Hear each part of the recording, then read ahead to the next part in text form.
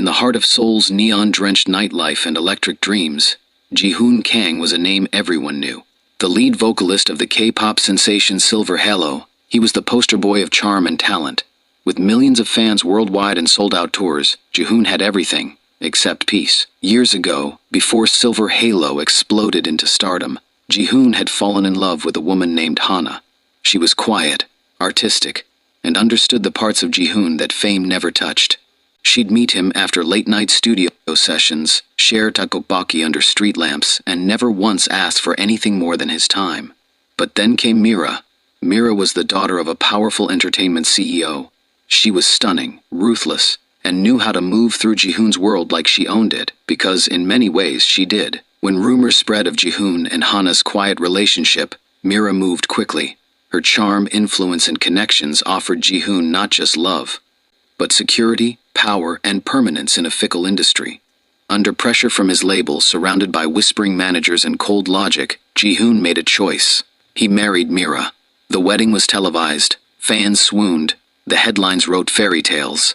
But behind the velvet curtains, the reality was far from a dream. Mira treated Jihoon not as a husband, but as an accessory. He was trotted out at galas and silenced at home. Every smile in public came with a price. Mira grew cold, controlling, and cruel, reminding him constantly that she made him who he was. "But you were nothing before me," she once hissed after smashing one of his awards in a rage. Jihoon began to wither. His songs lost soul and his eyes lost their light.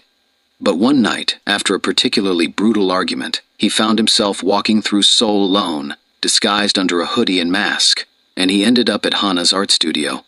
It hadn't changed.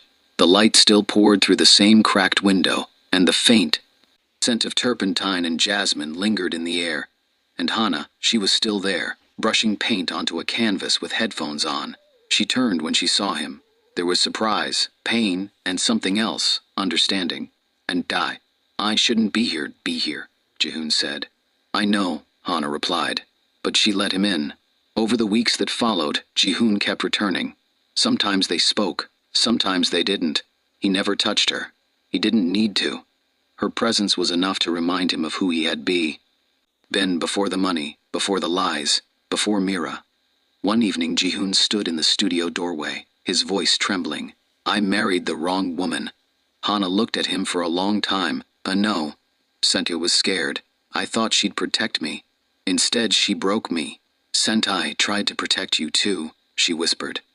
Silence passed between them like a cold wind. "Is it too late for me?" Jihoon asked. Hana didn't answer right away. Instead, she took his hand and placed it on his chest. "Only you know what kind of man you want to be now. But if you stay with someone who doesn't love you, you'll never find him again." That night, Jihoon returned home and told Mira the truth.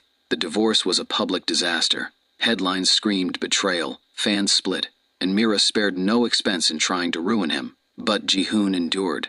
Months later, Jihoon released a solo album. It was raw, honest, and aching with regret. One track, simply titled Hana, played with nothing but a piano and his trembling voice.